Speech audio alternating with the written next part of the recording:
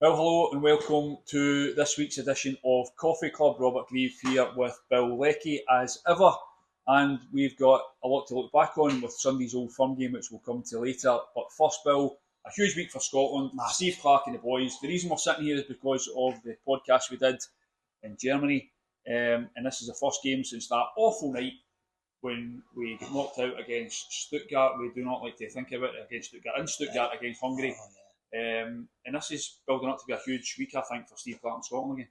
Massive, and made all the bigger by the story of Che Adams pulling out. Originally, the word was that he was injured, and then turns out he wants to stay in Turin with his new club Torino to get himself back up to full fitness and get his family settled, etc. And for me, Robert, this is a turning point in Steve Clarke's reign, because we have always been told by his players that nothing would stop them getting to Scotland squads. They love it. It's a family, blah, blah, blah. Suddenly, over the last couple of months, he loses Callum McGregor, who's retired after the Euros. And now, for the first time, a key player says, I'd rather not go to a Scotland squad. Can we cut him some slack? A player who has just moved clubs and we don't really know, but when a guy moves from one club to another, moves to another country, family issues, his wife, whatever, can you cut a guy some slack, or is it a Scotland game? Should these guys just be turning up regardless? Listen, I'm not going to sit here and give Chad a hard time. I don't know what he's going through at the moment. I was actually kind of half expecting one or other of Scott McTominay or Billy Gilmour to be sweating about, because they've just gone to Naples and they've got a lot of stuff on the go, and it must be difficult for players at this time of year. The point I'm making is it's the first time it's happened to Steve Clarke. Players have walked across broken glass to be at squads. That's been one of the great things about his squad, and it's a real difficult one, I think, for him to handle. That's the thing. We're sitting here Wednesday morning. Steve Clarke and probably Andy Robertson will be speaking this afternoon. It'll be very interesting to see how Steve Clarke plays this. Yes. Because, as you say, this is the first time he's had to deal with it. He's always made a big thing about that the guys always want to turn up. It'll be interesting to see what he says. My feeling is that he'll play it down, and it'll be, the boys got things to do, and I understand, etc. Because that's the way he's playing everything just now. He's very much in the kind of nothing to see here, please disperse kind of mode at the moment. And I don't think he'll be of a, Ronald Koeman's come out and filleted one of his Dutch players just for moving to Saudi Arabia, and he's basically closed the door on him. I don't see Steve Clarke doing a handling it in that way. Well, the thing is, Che Adams is our number one striker. Absolutely. He played in all the games in Germany. He'd be the first pick. He'd play against Poland on Thursday night if he was in. And he started well with Torino. So it's a huge loss for that side of things for the team. Yeah, I think so as well. I mean, he didn't have a particularly good Euros. But who did? Exactly. We did. We were all right. Were we? We never let the nation down. We've played better, I think. No, he didn't have the greatest use, but you're right. He is. I mean, Lyndon Dykes hasn't been playing, just moved. Lawrence Shankland has been playing well. Tommy Conway's just moved, and he's still just a kid. So you'd be relying on Che Adams to come and lead the line. So he is a loss. Yeah. There's no doubt. It's interesting though what you say, because as you say, this is the first time his managers had to deal with this. Yes. Callum McGregor is gone. Yes. James Forrest has pulled out. Greg Taylor has pulled out. Those two are interesting for me as well. Those guys didn't kick a ball at the Euros. Yeah. For the life of me, I can't understand why James Forrest went. When clearly the manager had no intention of picking him. Greg Taylor as well. I always remember when you think back to when Scotland played Spain, was it? What was the game that Andy Robertson got injured? It was Spain away. It was Spain away. Andy Robertson got injured. We needed a left back, obviously, and he brought on Patterson and moved Hickey. If I'm Greg Taylor sitting there that night on the bench, I'm thinking, so why am I here? Why am I here? So I can now. These guys have got injuries. I don't doubt that for a minute. They will have knocks. I believe James Forrest had a knock before the Old Firm game. He was on the bench. But does that play in your mind? I can understand if it does. Why go? Again, if you look back to say I remember the night we won in Oslo when we were at our absolute peak, and everybody. I remember being down in the mix zone where the players came out to be interviewed. Everybody wanted to talk to the media that night. And everybody said the same thing. Kenny McLean, who's been a superstar for Steve Clarke in terms of his loyalty, and coming in and off the bench. Kenny said that night, it doesn't matter whether we're playing or not. Everybody looks after each other. Everybody pushes each other on. And for the first time, we're just seeing little signs that maybe that's just not quite as strong a bond as it was. Because, James Forrest came on for a big game for him on Sunday's 500th game for Celtic, and after the match seemed to be in great form. Didn't give any sign that he was worried. Greg Taylor had a good game again for Celtic on Sunday. Celtic. He started under pressure from we talked about it last week, and another new signing that he's got to try and see off that'll make him raise his game. And to see them pull out.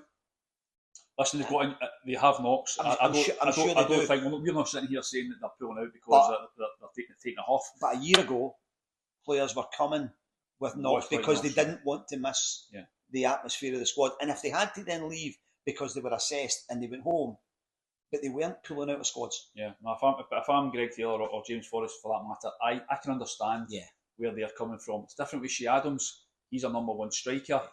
And I say it'll be very, very interesting to hear what Steve Clarke says about it later on. But I don't know.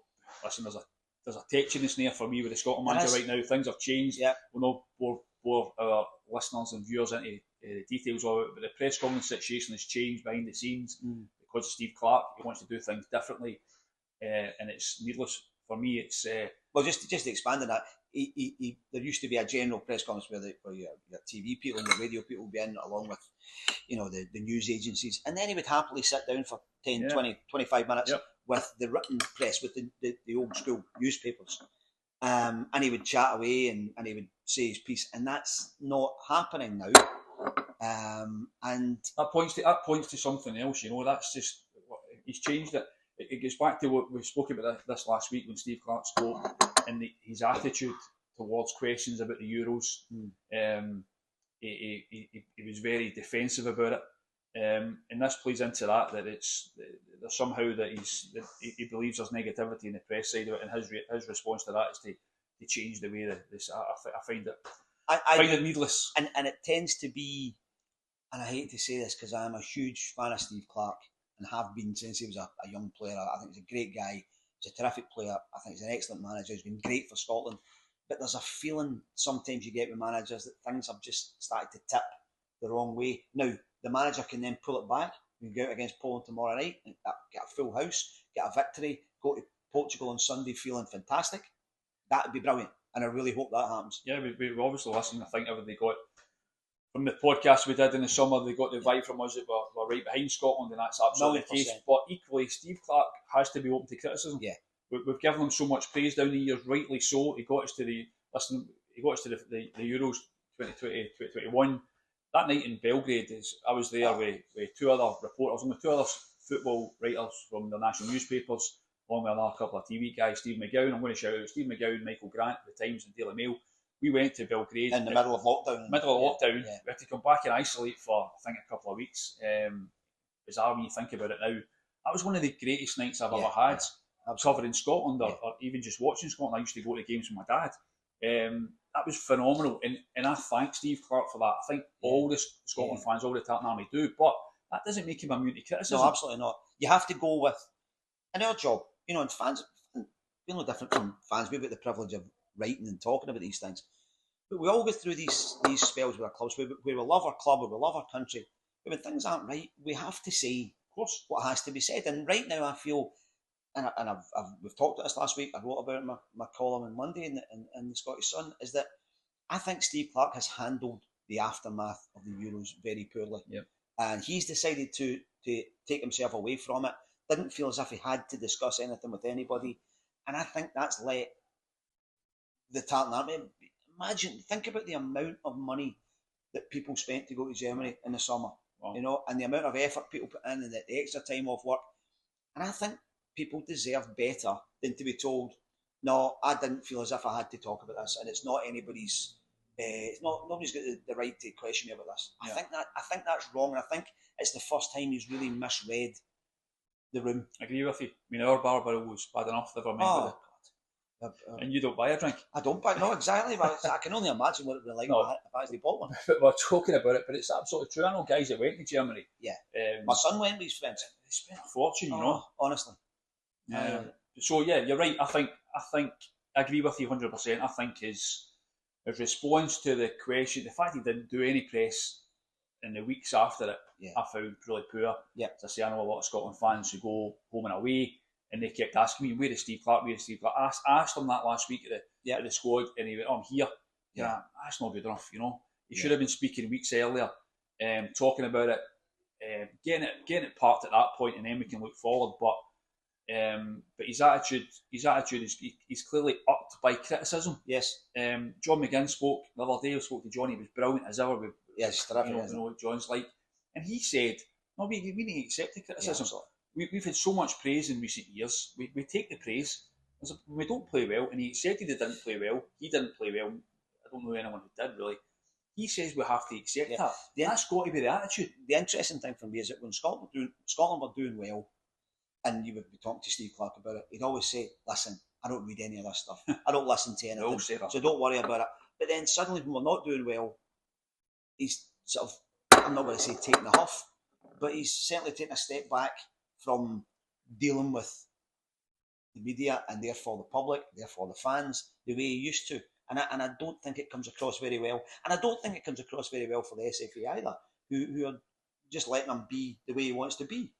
Yeah, but at the same time, as we said last week, he's his own man. I don't know how the guys behind the scenes are dealing with him. I don't know. Honestly, don't know. But I don't know. I find I'm just disappointed by it, to be honest with you. But equally, we're sitting here today, Wednesday morning. If Scotland go out tomorrow night against Poland, get a 1 or a 2-0 win, get us off the running game. Change everything. By the way, there's nobody going to be happier than us. And hopefully that changes the moods and gets everyone lifted again. And by the way, that's possible. Poland didn't have a great Euros either. No, they didn't. I know they've got 1 or 2 good quality. Lewandowski's a superstar, but he's not a superstar he used to be. So we could easily, but we've got a chance of starting this campaign or starting this Nations League campaign on a positive note, and that would hopefully park a lot of what happened in Germany. When you think of where Scotland were when Steve Clarke came in, we were absolutely on our knees. Abject, yeah. And he has worked and worked and worked, and he's got us through. We've scraped through on penalties here, and we've gone there, and we've got sneaky wins. And bit by bit, he's built us up, and he's rekindled the connection between the Scotland team and the Tartan Army, which is massively important, because we were losing that. We were in danger of losing that for a generation. He's brought it back. We've fought this way to get to 2 tournaments where it hasn't gone well. We've also got ourselves into the top division of the Nations League. Yep. Now, it's really important. Steve Clarke talks about wanting one more crack at the World Cup. But we really need to make a show of ourselves in this Nations League, or the World Cup's going to be a really difficult thing for people to get themselves up for, because we've got 3 massive countries. Poland, Portugal, Croatia, really tough teams to play against, and we need to be at our very best. But it could have been a lot tougher. But I think if we're going to qualify for the World Cup, the Nations League's probably, arguably, the best chance we'll get. I think there's a fair chance Scotland will be in pot 3 potentially for the actual World Cup qualifiers, which, I mean, makes it's going to be really, really tough. When the draw was made, I was in Paris. Paris, I think it was when the draw was made. That be right? I think it was. That be right? In Paris? I'm pretty sure it was. I think it was. I think it was. I think it was in where was I again that day? No, but I'm just remembering the draw. But the attitude when the teams came out was, that's all right. We can deal. But these are 3, Premiership European teams, and we have to go out and prove ourselves against them, because we let ourselves down in Germany, and we can't do that again. Yeah. What do you think he'll change? Because I was listening to John Carver. Great listening to John Carver. He's always so optimistic. That said, he kind of said 1 or 2 things which I would have disagreed with as well. We're not going to that. But the way he was speaking, I think there could be a change of system potentially. We had a back 4 previously. We changed to a back 5 because of Kieran Tierney. Yes. Kieran Tierney's not there. For me, he should have changed it for the final game. Absolutely. In Germany, he didn't. I wonder if that's one of the lessons he's learned, and whether we go back to a back 4 and change things and try and be more on the front foot. Well, the 5, as we talked about in Germany, I argued for a back 4 against Hungary. You quite rightly said he wouldn't do it. I know he would do it. He would do it. I thought it was the right thing to do. The 5 was built around the fact that Kieran Tierney is such a unique centre back, and we had 2 overlapping left backs in the team, and Tierney could go outside Andy Robertson. That gave us a really amazing dynamic that the other teams of our level didn't have. We don't have Kieran Tierney and we don't have a replacement. So if we play a back three, or, three centre backs, we've basically got three guys that stand there, probably against one striker, one very, very good striker in Poland's case. And you can't have that in international. You can't have guys standing out there doing nothing unless they're able to step in and influence the game. So I think he's much better going to a 4 with a bit of protection in front of it. Yeah. And I'll be interested. I do think, I mentioned this last week, I think you might see Ryan Christie dropping into the Callum McGregor role. Right. Again with Bournemouth on Saturday, he was outstanding in their comeback win at Everton. He's been playing in that kind of 6-8 type role, sitting alongside boy Lewis Cook at Bournemouth, and I think he might be the boy to come in beside Billy Gilmour. Yeah, I wonder if I don't know. You could be right. I wonder if McTominay and Gilmour could both kind of sit there. We'll see. We'll see how it pans out. I just think there's going to be a change of system. I could be wrong. Again, we'll speak to Steve Clarke about.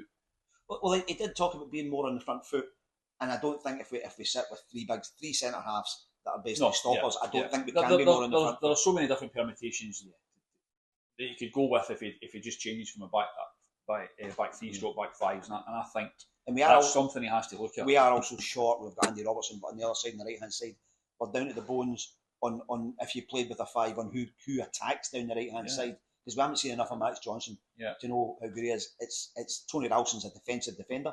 Yeah. He's not an Aaron Hickey. No. We're not going to see Aaron Hickey for the rest of this season. But it looks like the boy's luck has gone completely injury wise. Yeah. So there probably has to be a different dynamic, a different shape to this team.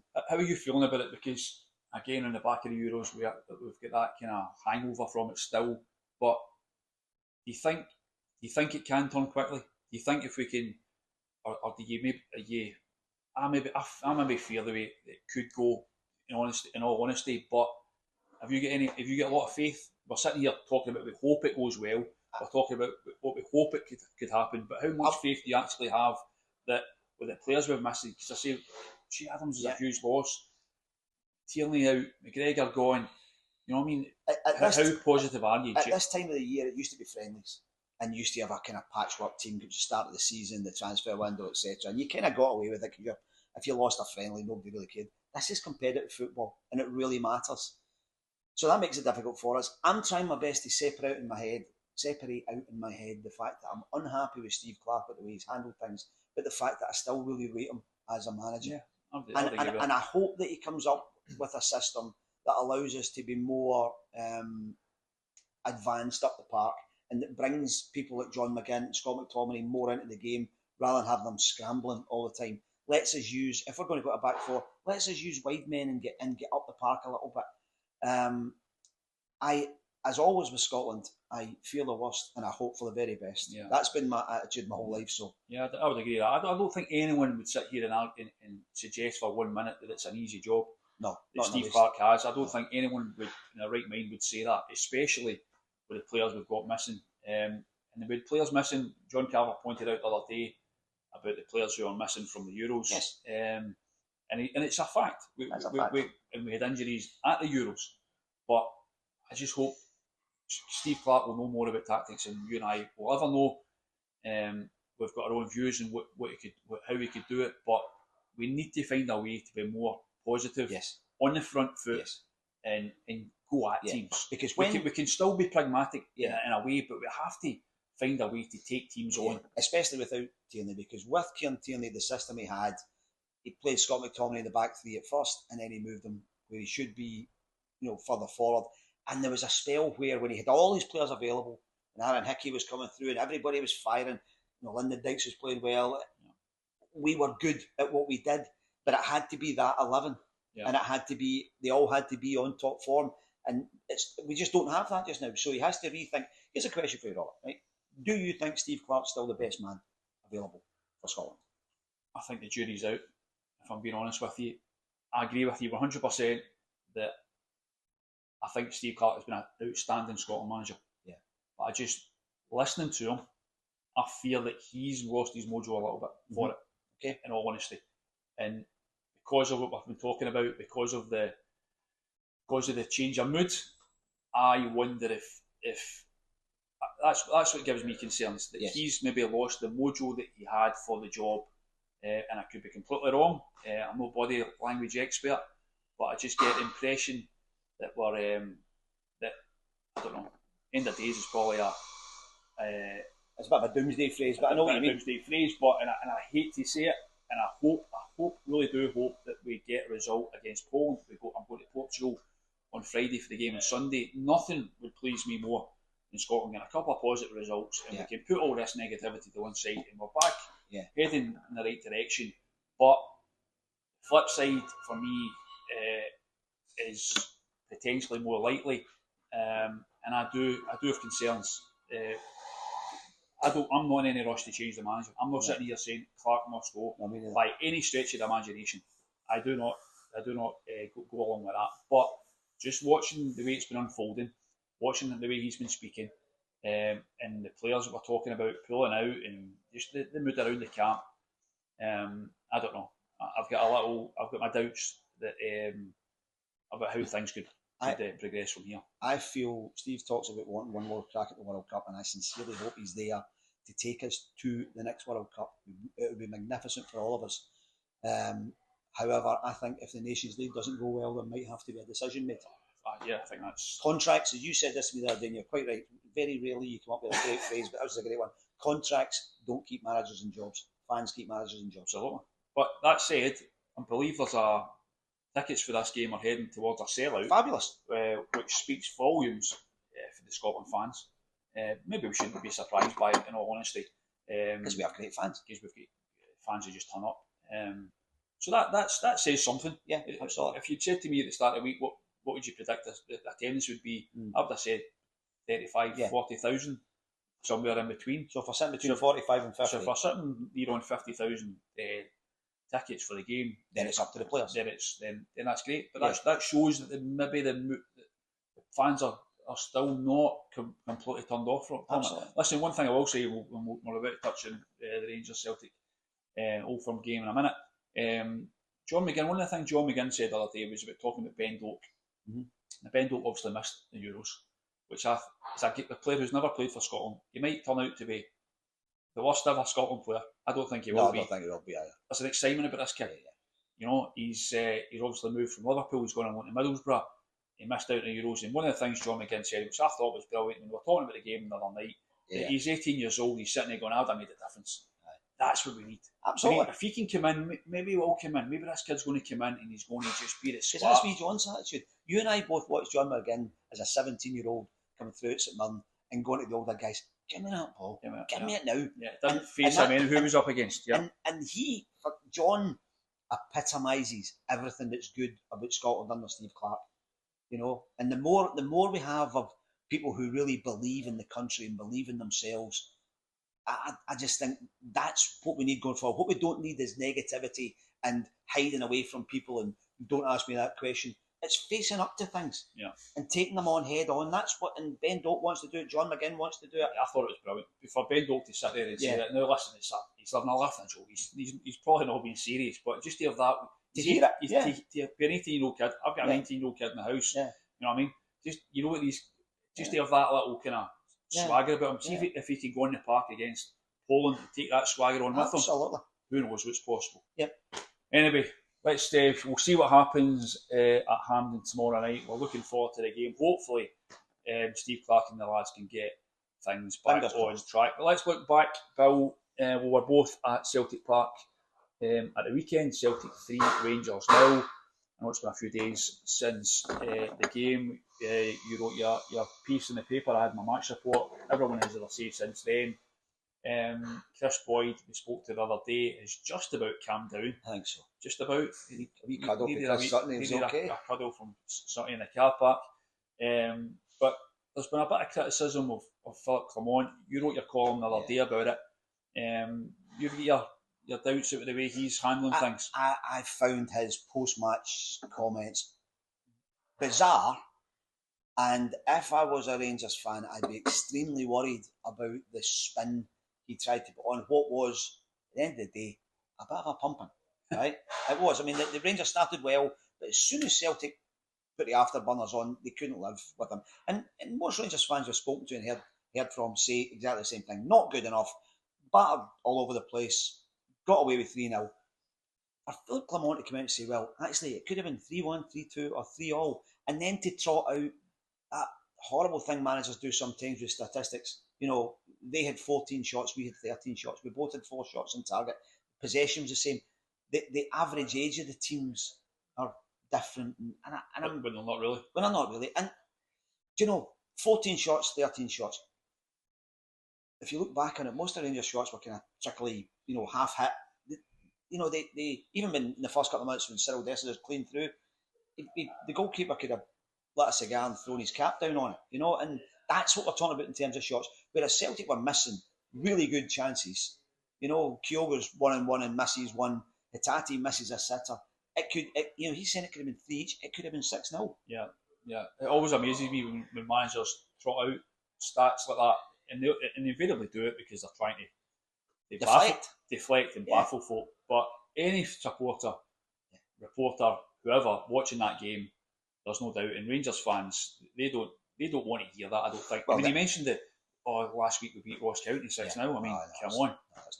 That's not going to wash for the Rangers fans. And if what he's saying is the yardstick is last week's win over Ross County, then that's just.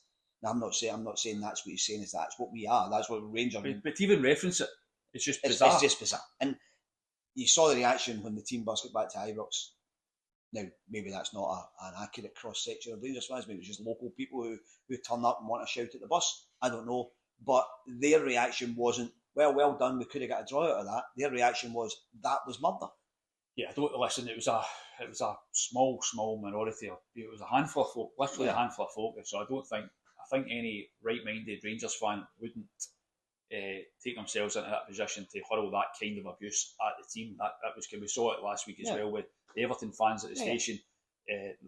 I don't. That's not Rangers fans as a. That's what I'm saying. It's not. It's probably not. But no. But what it tells you is people are not turning up to say you're quite right, Philippe. Rangers were unlucky. No. You know.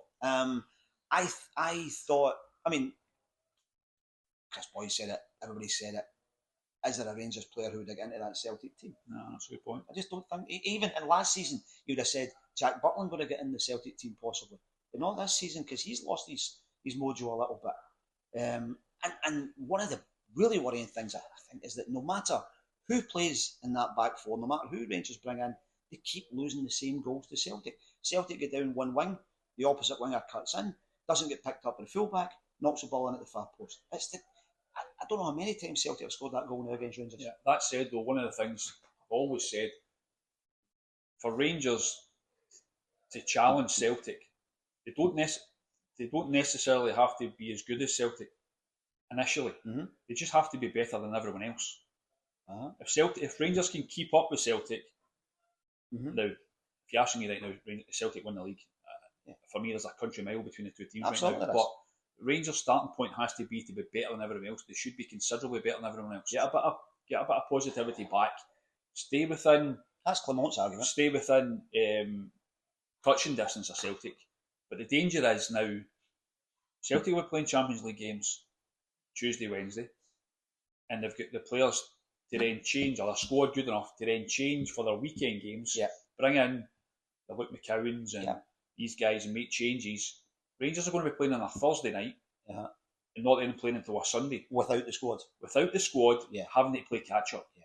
I think it could be potentially a very difficult few months for Rangers because of that. I don't think they've got the squad to cope with that amount of... It's essentially the Europa League group they've got is essentially a Champions League group. Yeah, absolutely. That's a top level group they've got, and I think that could be very, very difficult. I don't think they've got the squad to deal with it.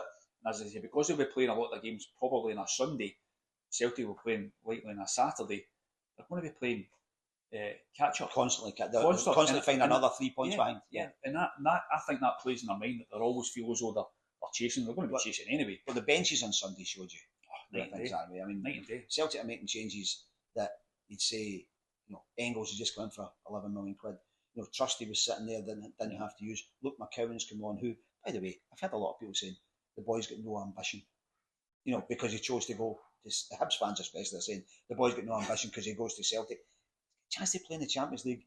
Got a league winners medal. And it's a great story. He's signed for his boyhood.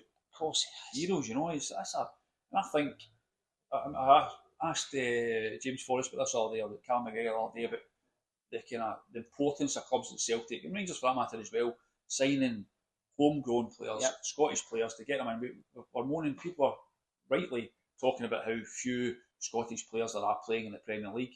So there's a kid that's going to, he's not a kid anymore, but there's a boy that's going to a club like Celtic. What an opportunity he's got to go and, you say, he might not play in every Champions League game, but as I say to you, the strength that Celtic are going to have is that when they come back from their Champions League games, and they slot him in to play against Dundee United, Aberdeen, these games, and he'll improve from that. But he's already shown that against the rest of the Premiership in Scotland, he can run midfields. I'm a big fan. I watched him last Saturday in his last game for Dundee against Hibs, and he was absolutely outstanding in the middle of the park.